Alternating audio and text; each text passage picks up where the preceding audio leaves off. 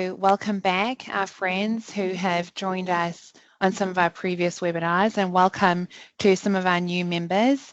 For those of you who don't know, we're a group of women who our core mission is to build, empower and inspire women into leadership roles. And one of the reasons why I established this group was I found there were so many groups focused on women in technology and technical roles. And what we really wanted to do was foster this community of Microsoft women and women in our Microsoft community to really support and enable each other. And so we established Microsoft Woman and Partner. We have our LinkedIn group. So those of you who are not members of our LinkedIn group, I encourage you to go to LinkedIn and type in Microsoft Woman and Partner and join our group. We have over 500 members, and there we post community feeds, updates, and I post different podcasts and series to listen to, and we foster a great community. We have a superb board, which you can see here, and so they're a great stream of support and help and inspiration when it comes to thinking about what our next adventure is going to be. We also have a YouTube channel, so if you've missed any of our great speakers, you can go to YouTube and look up our YouTube channel. It's under the Microsoft Partner Network, and I encourage you to do that. And here you can see some of the speakers that we've had so far, and you can look us up and see what we've had. We're super excited about our speaker today, and I'll tell you a little bit about her in a minute. But you can see we have Lou joining us in June, and we are already planning the next 5 months out. We have phenomenal speakers lined up. We're even starting to think we might need to have more than one session a month because we've got such great speakers lined up. And so the other thing I want to just touch on briefly is Inspire. And so I'm hoping you will all be joining us at Inspire in Washington, DC. We are partnering with IAMCP as one of our partners at Inspire. We'll be running some events and some awards with our great partners IAMCP there, and so we're looking forward to seeing all of you there. And so keep an eye out on our LinkedIn channel, and so you can see what our plans are as we update them. And so with that, I'm really excited to welcome and introduce a lady who I now consider not only my mentor but my friend. She, welcomed me into the US when I arrived here and has given me just some outstanding support and guidance and leadership over my 4 years since I've been here.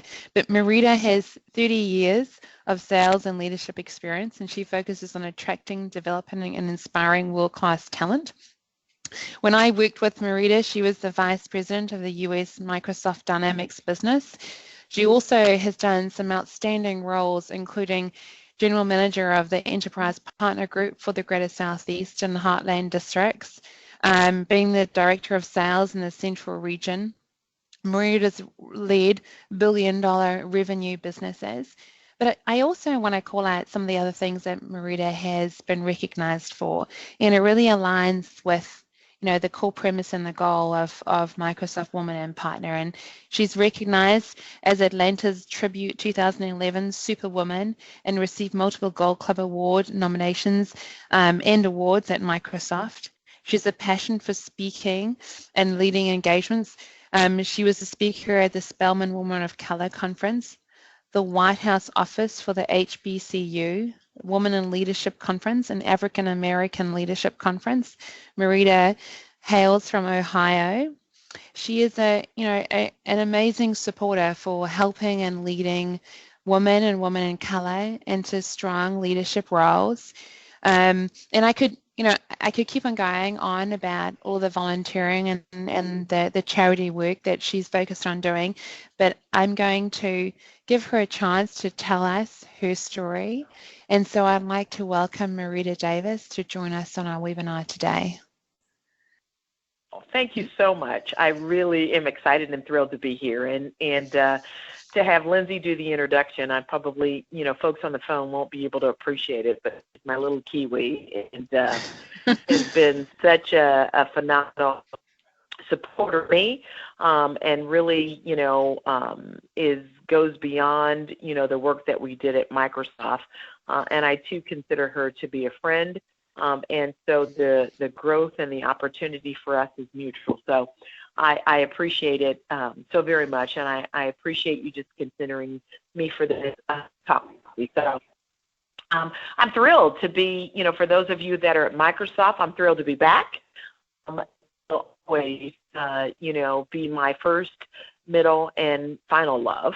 Having spent 17 years at the company, there's, to me, no greater place to partner, and the experience and the development that I gained at Microsoft be but to kind of on the, listen, I want to spend just a few minutes up front clearing the slide about my journey.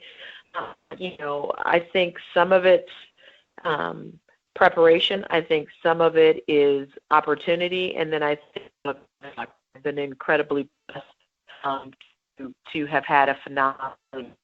Why don't I just frame two things for you with the first two, a little bit about me and who I am, and then I'll talk a little bit about my Microsoft journey and some of the things that I think about. But, I really do feel like as individuals and as women, get about, our career, what we want,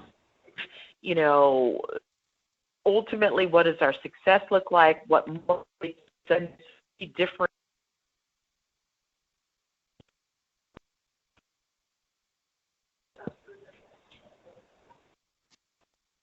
Marietta, we've lost you. No. Are you still there? Hold on. I think she was muted. We're working on it. Stay with us. She's going to come back. If you're not speaking, could you please mute yourself so we can make sure that everyone can be heard? You're trying to unmute? Yeah.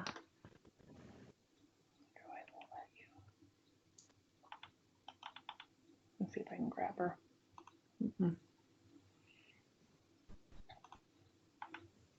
Yes, we're working on the audio. Meanwhile, Lori Fazzelli will keep you entertained with her jokes.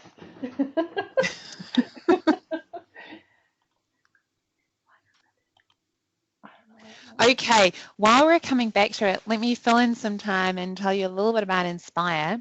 And so, like I mentioned, I'm very excited about this partnership we're forming with IMCP. IMCP are going to have a women lunch event.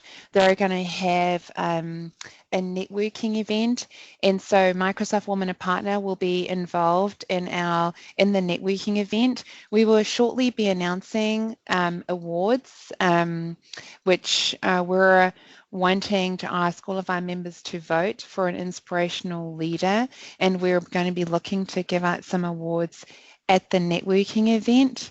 We're also thinking about doing some fun things like yoga in the park.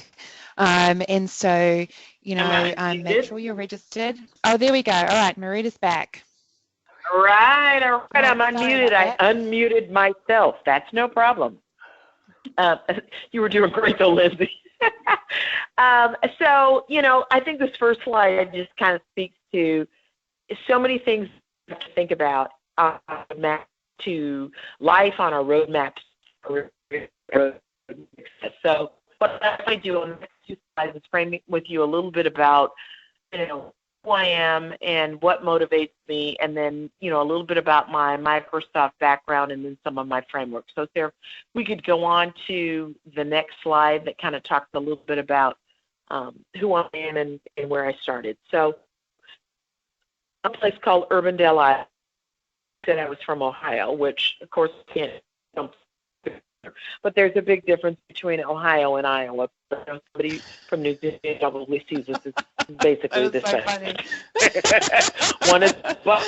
One is a Hawkeye state, okay?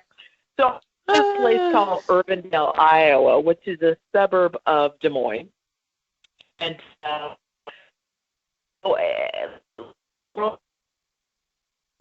Riverdale, Iowa was a great opportunity for me in diverse, made us more similar now, and great parents were college educated. The phone is really choppy. I'm not sure if it's your cell phone, but it's really difficult to hear. Really? Yes, it's cutting in and out a little bit. Is there a window? Can you hear me? I'm so sorry. Hear me? No problem. I did. That's part of the reason we.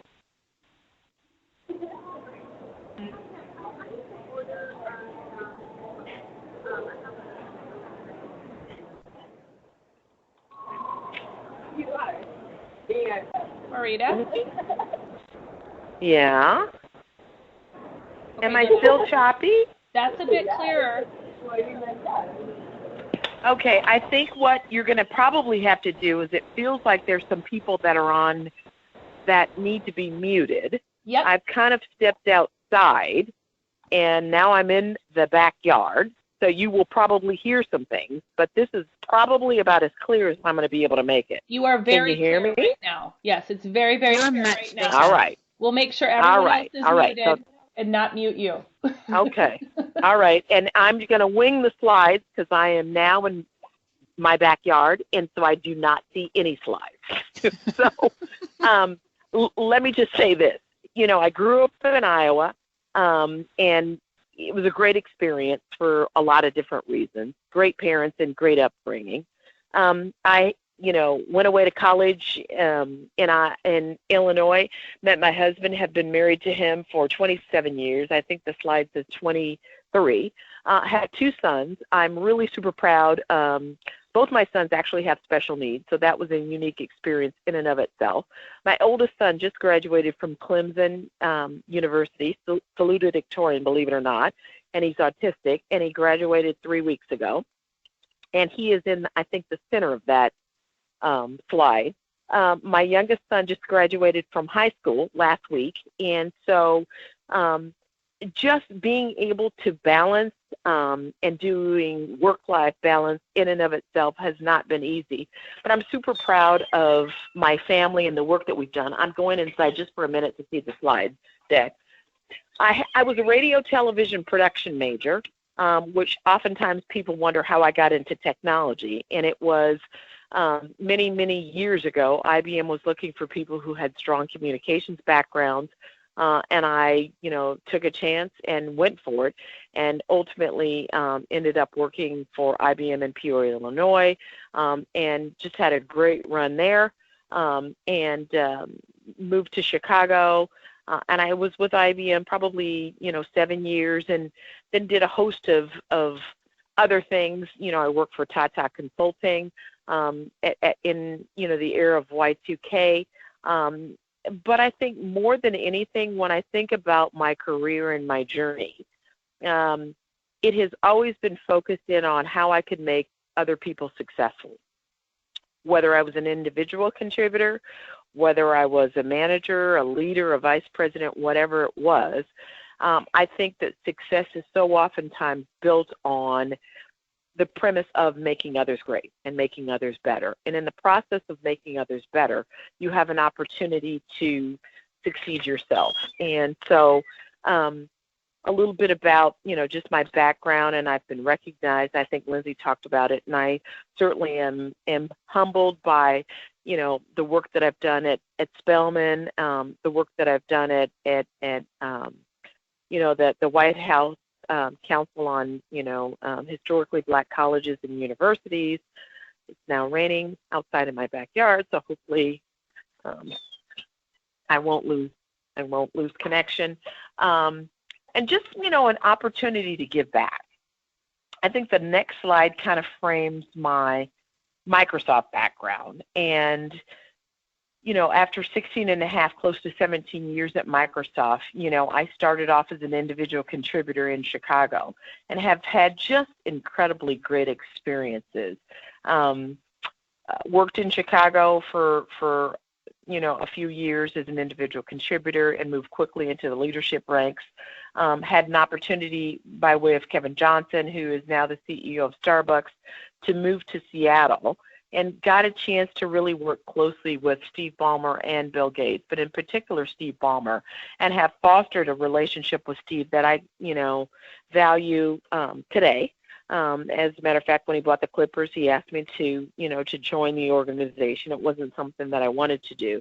But again, to me, my hallmark of success in my career has so often been based upon relationships and, how I can impact others. And Steve was just great in following my career from Seattle to Detroit, where, we had some really tough economic times in Detroit, and we moved through those tough economic times in Detroit through the automotive business. And, it was about $500,000 business, and an opportunity presented itself for me to move to Atlanta.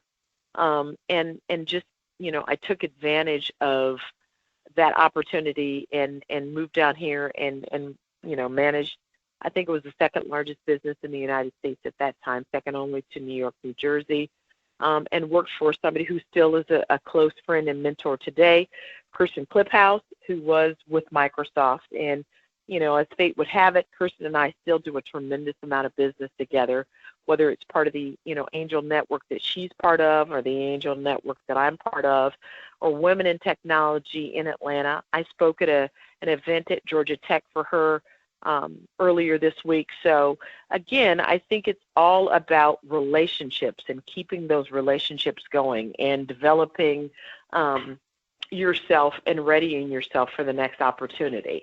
I think, Sarah, I have lost the slide, so I'm not exactly sure what's on my next slide after the. You are on the Marietta's Leadership Framework.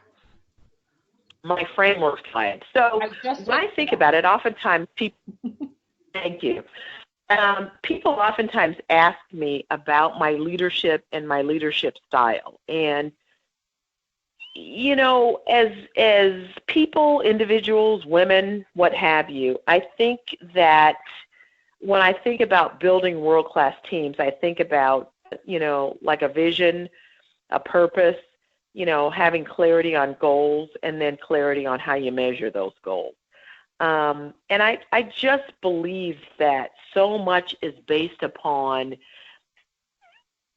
this kind of framework that I use. And, it starts with, are we a team? Which is a little bit about the Rover's code. And then, what is your mindset for growth? Do you have a, growth mindset? Do you have a static mindset?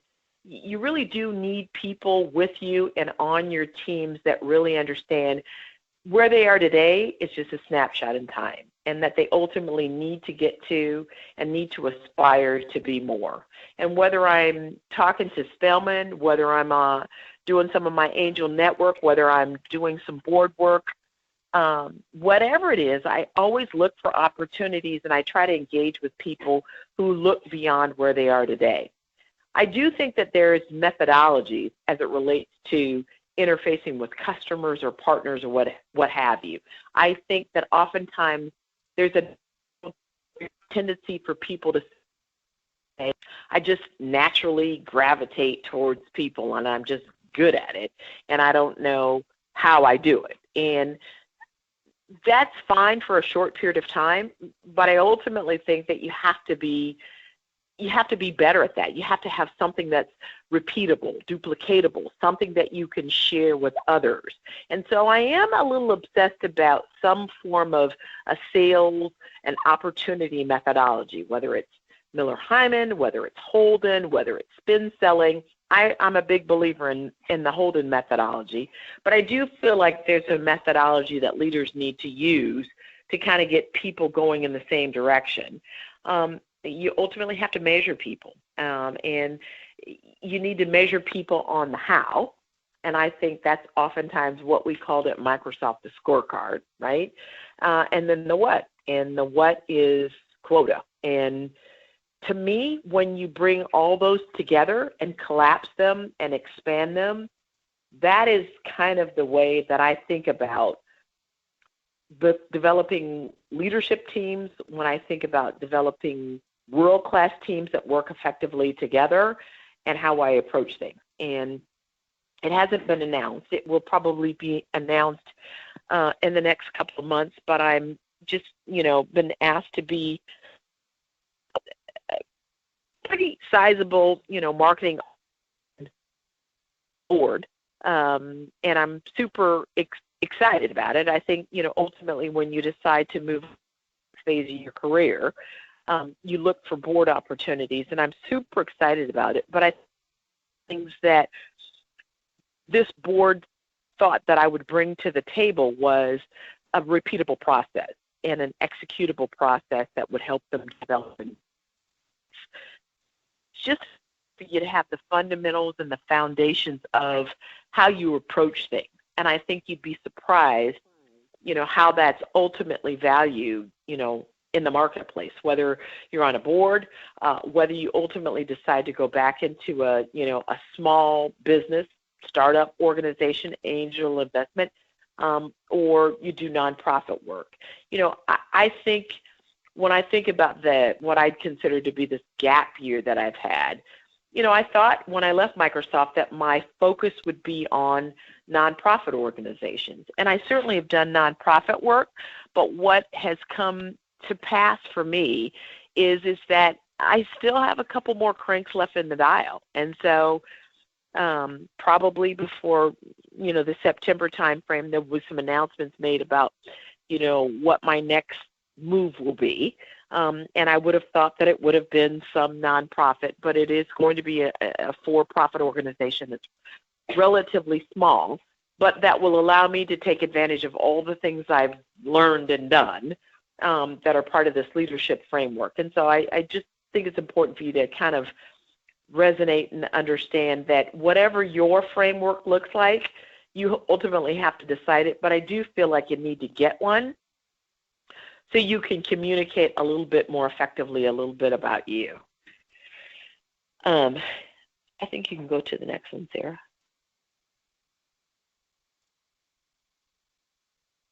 Hello? I switched to the next slide. Oh, great. Yep. Great. I think in the process of whatever you do, your goal has to be to pay it forward. You have to be willing to say somewhere along the line, somewhere in the process, somebody supported me. And, my job is to pay it forward. You have to care about people and share your experiences with them. I think that when I think about some of the best leaders that I had in the business, they were compassionate and they were kind and they were incredibly generous. Some of the worst leaders that I've had were dictatorial, were accusatory, and were finger pointish. And you're going to know when you're on the receiving end of that, and ultimately, hopefully, it will shape the kind of leader that you want to be. I'm just really big on treating people ultimately the way I want to be treated. There are times when you have to make tough decisions, and there are times where you have to have tough conversations. But I think that how you deliver them is probably as important, if not more important, than the message that you ultimately do deliver. And I saw this quote by Shannon, and it spoke to me at the moment that I was at, and it speaks to me often. And it just, when you figure out what your worth is, you're going to be able to, and there were so many times when I felt kicked and beaten down and, frankly, demoralized. But I decided to pick up my suitcases and my pride and decided that I was going to board a flight to my own freedom and be in charge of my own destiny. And when I landed, it was about change. and the valley of change was somewhat scary. But once I got past being afraid of the valley of change, the opportunities that presented themselves, the doors that opened, and the things that were afforded me, that I was able to take advantage of, all the things I learned were phenomenal. So whether that is in Microsoft, the Microsoft partner ecosystem, or frankly, in the open market, no one can define that aside from you. But I would tell you that I spent time in my career allowing other people to define what my worth was, and allowing other people to define, what I should have pride in. And when I was clear that I'm the one that gets to define that, and nobody's going to define that based upon a quota, or based upon a scorecard, or based upon a growth number, or based upon an FSLT meeting, or whatever it was, there was a sense of freedom that was associated with that. And you can have that sense of freedom at Microsoft, at a partner, or outside of it, but you have to be clear on what that feels like and what that looks like, so that no one can take anything away. So, when I think about my career and I think about my journey, if I could speak to the younger version of me now, I probably would have said to her, spend less time worrying about ultimately where you were, because I do think I focused an awful lot on the destination. And I probably would have focused a lot more on the journey. And the journey would have allowed me to spend more time defining my framework, defining how I wanted to show up on a regular basis, and then defining what success would look for me. And I would have spent less time allowing other people to get into my head. Ultimately, I got those other people out of my head, and they're totally out of my head. But I probably spent more time with those people in my head than not. And as women in a man's world, there is a tendency to question yourself, because we show up differently than them and we think differently than them. But just if there's anything I can tell you, just know this: that's okay. It's really not your issue. You need to be true to yourself. You need to be true to who you are. And you need to understand that the value you bring to the table differentiates you beyond measure. And so embrace it. The ride's a bit bumpy at times, and that's okay. But enjoy the ride. Because when you get to different destination points, it's going to be unbelievable. And let me give you an example of a destination point that you would have never thought possible. So I was asked to speak at the Iowa Women's Leadership Conference, because I'm from Iowa, even though Lindsay thought I was from Ohio. I'm from Iowa, right? And Arianna Huffington was one of the speakers, right? And this was in 2016 while I was still at Microsoft. So Arianna Huffington was the keynote speaker. I was the luncheon speaker, and I spoke. And I was super excited about getting an opportunity to meet with her, or meet her. As fate would have it, my session ran long. I didn't get the seat that I wanted to get that was associated with the speakers, and so I wasn't going to get a chance to meet her. And I was off kind of to the right back rear stage with, frankly, the college students. And, I was a little bit bummed about it, but it was where I was, right? And so, lo and behold, Arianna Huffington comes from behind this curtain, and I run up to her. I'm like, oh, my God, Arianna Huffington. And she's like, oh, my God, it's, she said, Marietta. I saw your background or in the portfolio or what have you. And so the fact that she had read my information was amazing to me. She said, I wanted to get a picture with her, and it's on my LinkedIn site. And she said, are you published? And I said, well, I've done some articles. And she encouraged me to start publishing. So I started writing for the Huff. And she's got this new periodical now that she has called Thrive, and I write for Thrive. I wrote an article in April forthright on autism awareness because both my boys are autistic. She called me, Ariana Huffington called me and said, I would like to introduce you to McGraw-Hill and Random House because I think you really do have a story to tell about the journey that you went through in autism with your son. I think it was last week or the week before last. I did 2 conference calls, one with McGraw-Hill, one with Random House. Both were interested in acquiring the right to the book that I'm going to write called From Autism to Beyond, about my son's story and the journey that our family has had to go through.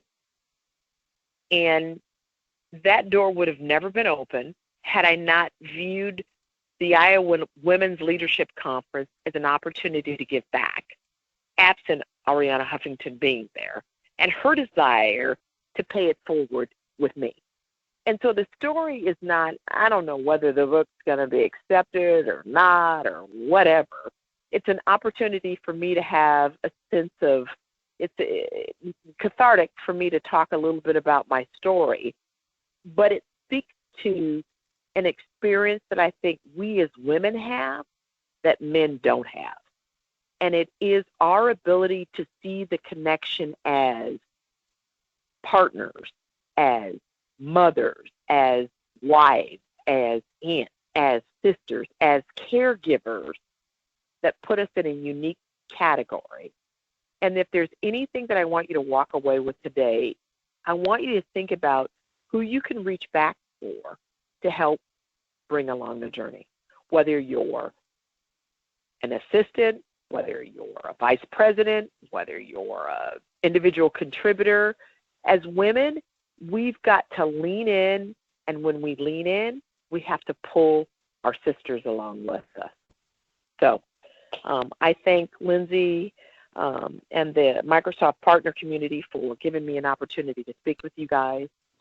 You can reach out to me. I'm sure Sarah will have my information. And I'm going to turn it over to you guys now, Sarah, if there are any questions. But that's just me and my journey and my story. And, I'm warmed up for my final act, or my second act, let's just say. Now, I don't know about the final one, but my second act. And I'm super excited about where it's going to lead. Thank you, Marietta. That is so exciting. So many exciting things happening right now as part of your journey and what that next journey looks like. Are you open to taking some questions today? I am. That's why I stopped. Ladies and gentlemen, if there are any questions, you can either put them in the window or you can certainly ask them live if you'd like to.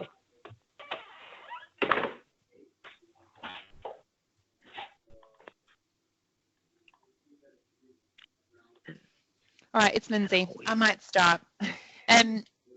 You say reach back and bring people along on the journey. I know that is something you've done with me, and that I continue to encourage people to do this. How would you make it real for the woman on this call? How would you give them an example of, you tomorrow go and do these 2 things, or how could they say that I want to do this but I'm not quite sure how to start? How would you encourage someone to think about it? Well, let's just use you as an example. Let's keep it real. I mean, I think that I don't believe there are any mistakes, and I believe the universe, God, higher power, put people in your path for a reason. And I think that there are times, whether they are, today, last week, a month ago, a year ago, that you think about, there was somebody who approached me that had a veracity to learn and to develop and grow, and saw something in me that they were inspired by.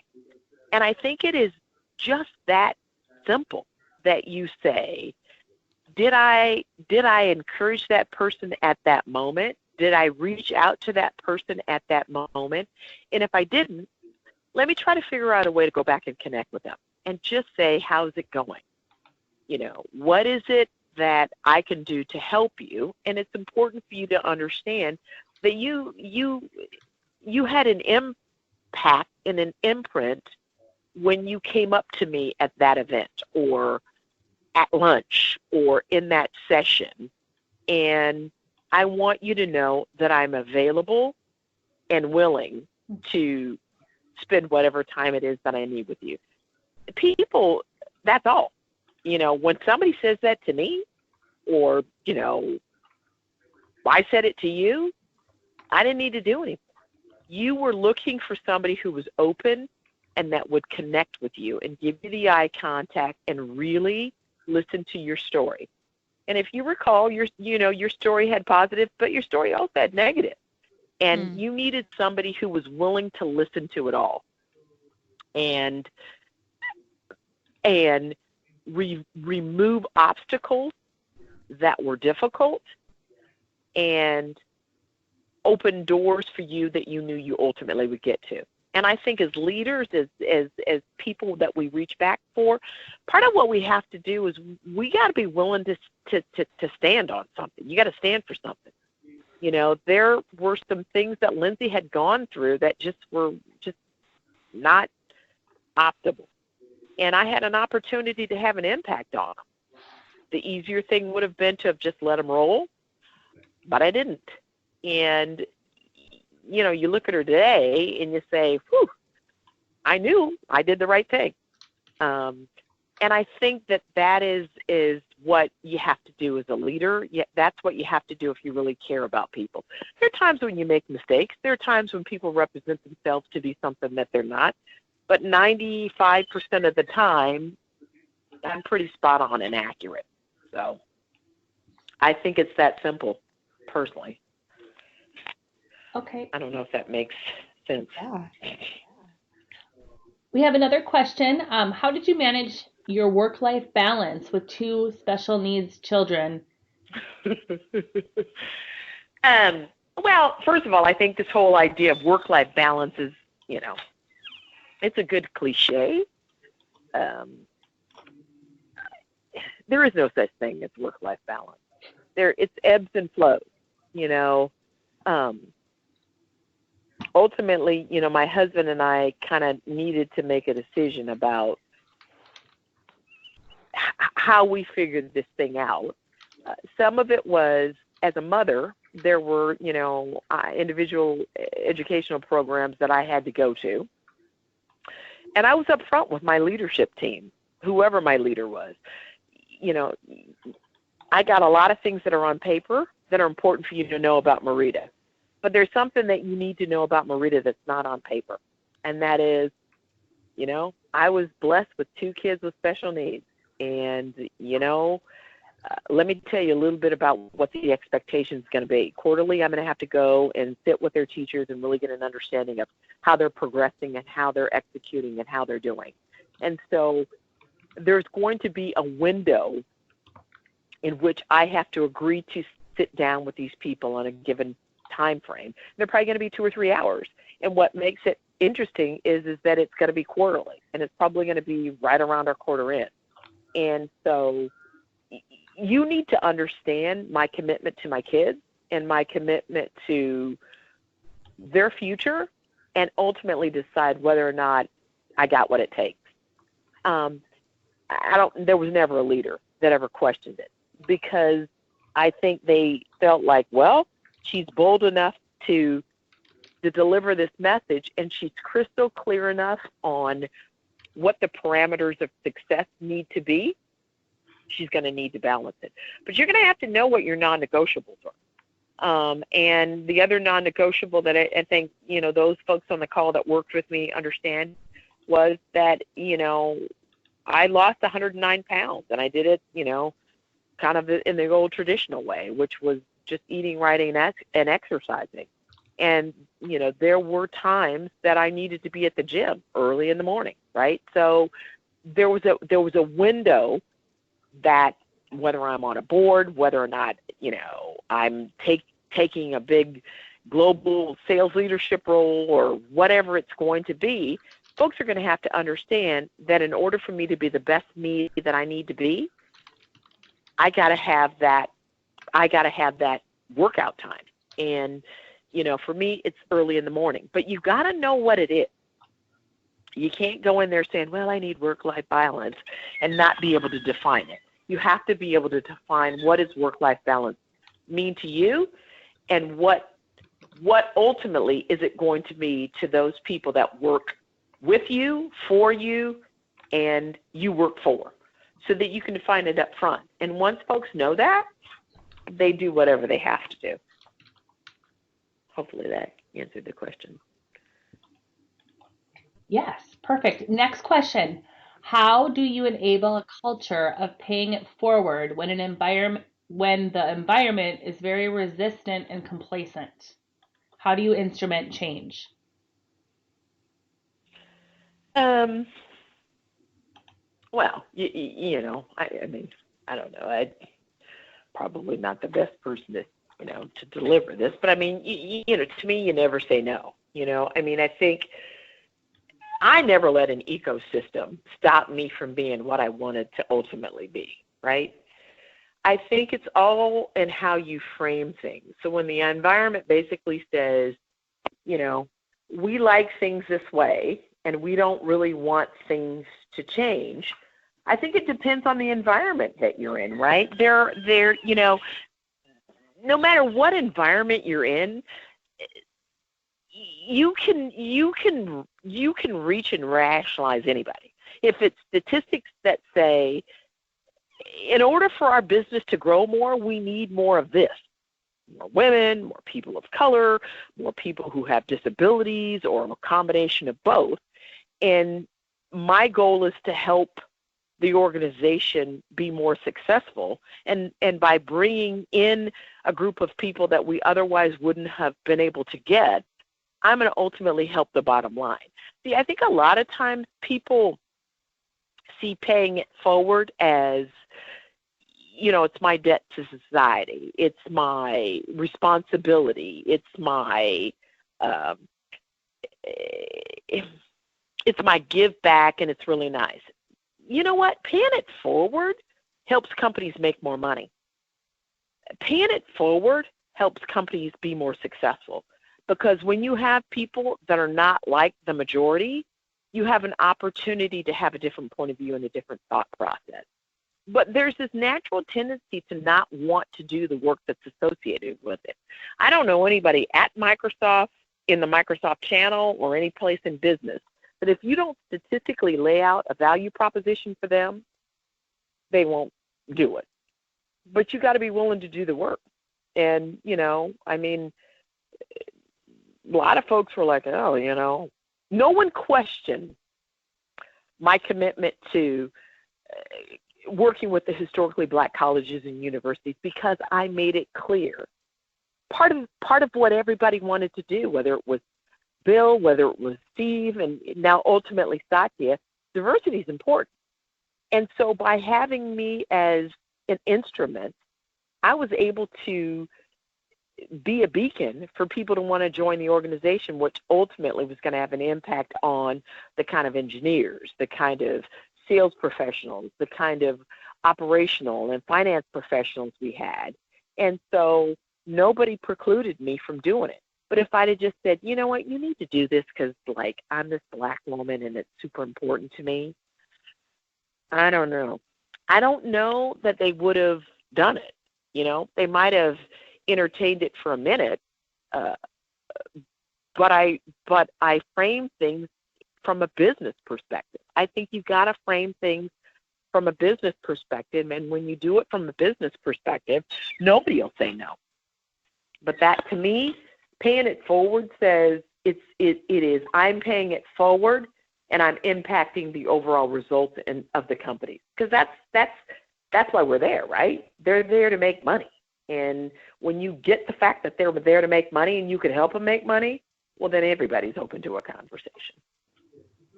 Hopefully that answered the question. Thank you, Marietta. We have one more, and then I'll take maybe one more question after this. If someone wants to put that in the window or ask live. So this one came from Barbara. Is it okay to reach out cold turkey to a leader who does not know you, but you know that they are in a position of insider influence for the direction you want to go? Okay. Well, listen, Barbara, I think the answer to that is yes and no. Everything to me is about relevance. I have had lots of people reach out to me about a lot of things. And I will give you my point of view in reference to what works and what doesn't work. A lot of times people will reach out to me and say, oh, I heard you speak here, or I saw you do this, and, I was inspired, so I want to talk to you. Okay. When people reach out to me and say, you said a lot of things, and I connected with them, but in particular, you talked about growing the business. In particular, you talked about people who had, challenges and opportunities that were less fortunate. In particular, you talked about the values in the Midwest. And I would like to talk to you about my experiences that are similar, that I think will open the opportunity for us to have a broader conversation. Well, then I think it differently, right? But when you just talk about, oh, well, I got mesmerized, Marietta, you sounded really good, and I liked your slide deck, and, and talked to you, it's like, okay. But when people get specific, I'm like, okay, they really, really heard me, and I think there's value in me connecting and having a conversation. And so understand when you're talking about a leader with a lot of things on their plate, it's no different than anything. You have to have that connection point, that relevance, that something that gets them to stop. I don't know what it was about Arianna Huffington. I think it was the fact that she came behind the curtain and I jumped up. My feet were killing me, and, I had taken my shoes off, and I ran up to her, and I was like, Arianna Huffington, I've been waiting all day to see you, and here are the reasons why. And I think it was not some crazed fan woman, but she wants to talk to me for these 2 or 3 reasons, and there's value in that. And so I would just say be very specific with why you want to talk to somebody, and make sure you understand their story and you understand what's really important to them. And they more than likely will talk. When mothers who have kids with special needs that are professional reach out to me, that's a no-brainer. I mean, I don't care if I have to do it at midnight, 1 o'clock in the morning, whatever it is, I'm going to find the time to do that, because there's a connection and a journey that we are on or we've been through that has so much relevance to me that I need to inspire them to do more. And there are all kinds of other things that inspire me to do the same. But when it's just this generic, oh, you were a vice president at Microsoft and you're on these boards and you've gotten all these awards and, you're just all of that in a big grab bag of chips, which I really don't think I am, I don't know that I really feel inspired to, connect with you. Hopefully that answers your question, Barbara. Thanks. Sure does. Thank you so much. Last question, Marietta, is on mentoring. What is your approach? Did you feel it was a key in your success? I've struggled to find good mentor relationships in my career and would love to hear about your experiences. Yeah, there were plenty of times when people were like, oh, we're going to put you in the mentoring program because we think it's super important for you to be part of it. And then I talked to somebody and it was like, I don't really relate to you and I'm not even sure if I really like you. I think that there were people that were either in positions that I wanted or approached things in a manner that were similar to the way I would approach things. And I figured out a way to connect with them. And I think it was just very similar to what I said to Barbara. I think about a guy by the name of Jeff Nyheim, who worked at Microsoft for many, many years. He now is at Amazon.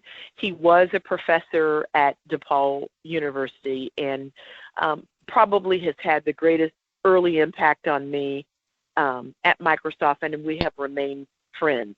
And I always appreciated Jeff's style. Some people liked him, some people didn't. I appreciated his style, and I appreciated how he made the decision to help certain people get to certain places.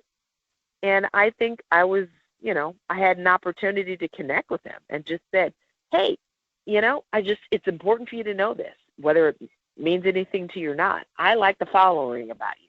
I think the other things about you are kind of jerkish-like, but I like these three things, and I want to refine these. And oh, by the way, I want to be the first African-American female general manager, vice president in United States subsidiary, and I think you can help me get there. And it resonated with him, and he did. And so he's a mentor to me today in a lot of different ways, and I think I mentor him. There are pieces about his background that people would have said he would have made a great mentor, and then there are pieces about his background and approach that people probably would have said, oh my God, let's keep her away from him. You decide who you want to develop you, and you should have more than one. You should have lots of different people. I have lots of different mentors. Some I love, some really are irritating to me. But you need to have lots of folks that mentor you, because this thing called life in your career is a big, huge 360-degree pie. And there are people that I use that are world-class for me professionally, and there are people who are, some folks that you would never believe that I use to gird me up personally. And they do a phenomenal job getting me girded up personally, because they really could care less about what I've done professionally. And they don't really care about what my resume looks like and my background looks like.